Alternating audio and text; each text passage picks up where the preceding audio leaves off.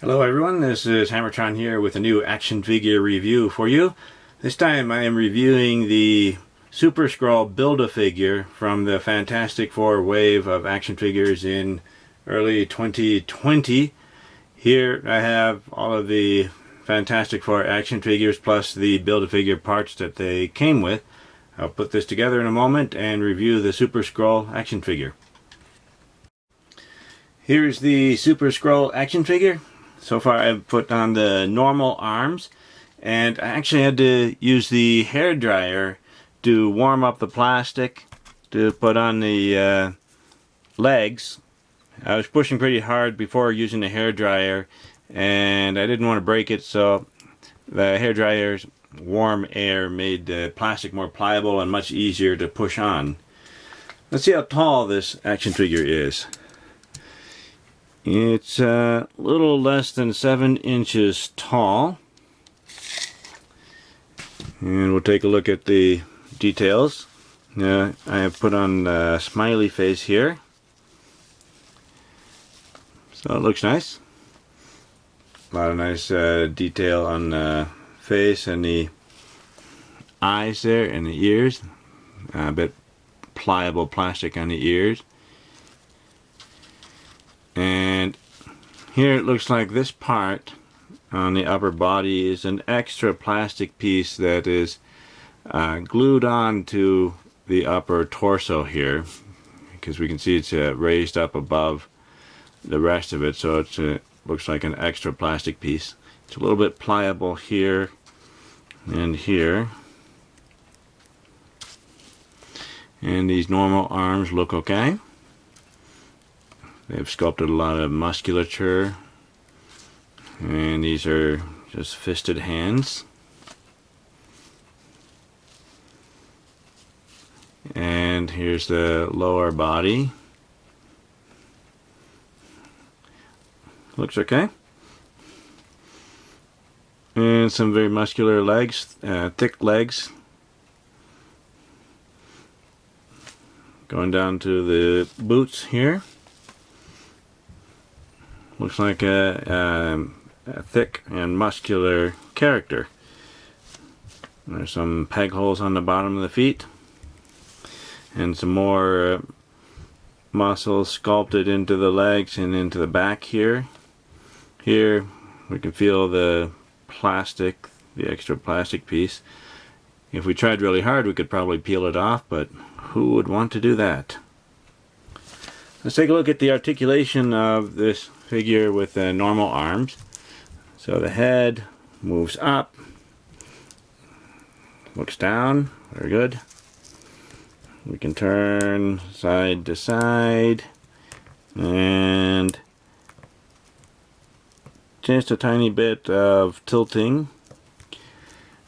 And the upper part here seems kind of loose. If you look, it's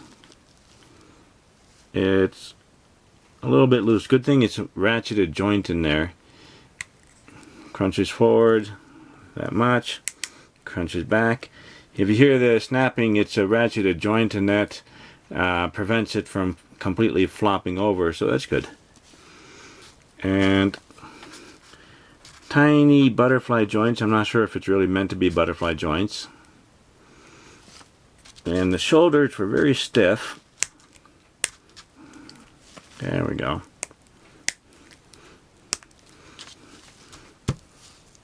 So it stretches out that far.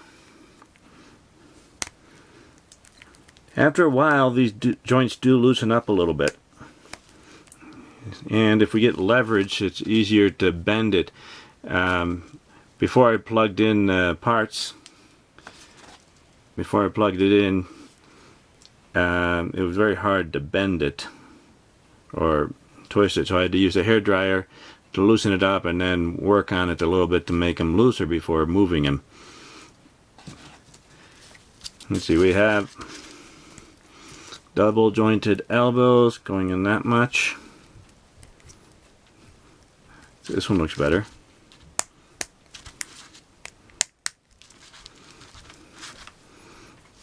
And bicep cut. A lot of joints. It takes a little bit of work there. And the wrists can turn and hinges. All of these are a little bit ratcheted, so that's nice. And a waist twist, and you can do the splits. Not too bad. And kick forward that much, and kick back just a tiny bit. The upper thigh cut are stiff, but this is where we plug in the legs. And then we have double jointed knees. Not too bad. So you can sit down.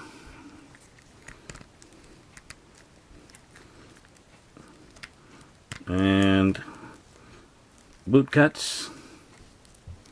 Very nice.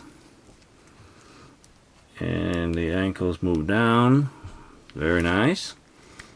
And they move up. And ankle pivot. Let's see if we can get him to stand again. So all these joints are a little bit ratcheted, so that's nice. Make sure we can hold certain poses because some of these are already loose. Now this has been sitting in a package for a couple of years now, and I'm just now opening it up. So I wonder if this is just normal or if the plastic warps over time, whether we're playing around with it or not. Here is the Super Skrull with his extra head attached and Fantastic Four superpower arms attached. Here's the extra head, kind of an angry look. The ears are also pliable on this head. And here's the arm representing Mr. Fantastic stretchy power and the Invisible Woman's invisibility power. We see that it has a little bit of paint here to show the shift between visibility and invisibility. This is hard plastic. This plastic feels different from the plastic in the rest of the body, so it's very hard. Here is the arm representing the Thing's power, and here they've sculpted some nice details. The rocky forearm, the fist, and it's changing into a normal arm here. If we look here, this bicep part seems to be a bit too large for the shoulder, so the transition isn't as smooth as it could have been. To represent the Human Torch's power, we have an extra fire piece that we can click on over the fist. So that looks nice. And the articulation here is pretty much the same. However, the joints on this one, on these arms, are actually looser than on the other arm. Stretches up. We can go around. Bicep cuts on both sides. Double jointed elbows on both of them. And they bend in more than 90 degrees, so very, very nice. And then the wrists can turn on both of them. And there's a hinge on both of them. So these arms are really nice. Although I'm a little worried about having to pull them on and off. I don't want to do that too often. Eventually I think something will break. But it looks nice. Here is the Super Skrull next to the Human Torch and next to the Thing. We can see that the Thing is much thicker, and also he is noticeably taller than the Super Skrull. The Super Skrull is thicker and noticeably taller than the Human Torch. So it's a nicely sized figure. However, I think the Super Skrull should be taller than the Thing. The Thing originally was a 6 feet tall character, even though he was made of orange rock. Lately, the comic books have been portraying him as being much taller than 6 feet, just to show how strong he's supposed to be. So I think these are nicely sized figures and they look nice together. My ranking of this action figure wave. At the bottom is She-Hulk. The ankle joints are way too loose and very hard to get this action figure to stay standing. Following that is Dr. Doom. I'm still having trouble getting the cape plugged into the back. And after that is the Human Torch. The butterfly joints are too loose, but still looks cool. And after that is the Invisible Woman. Sometimes a little difficult to get her standing on her high-heeled boots.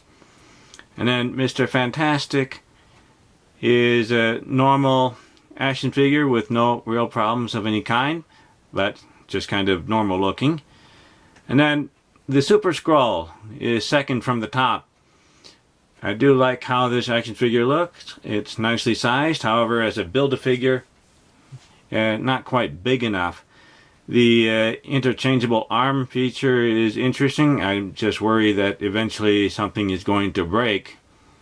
And I don't know if I'll be able to pull apart the legs without anything breaking.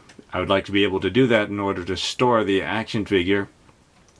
And my absolute favorite out of this wave is the Thing. I'm happy that that one was not the Build-A-Figure. It's nice to get an entire action figure all in one piece, and the Thing is a main character, so he needs to be a single action figure. So that is my ranking.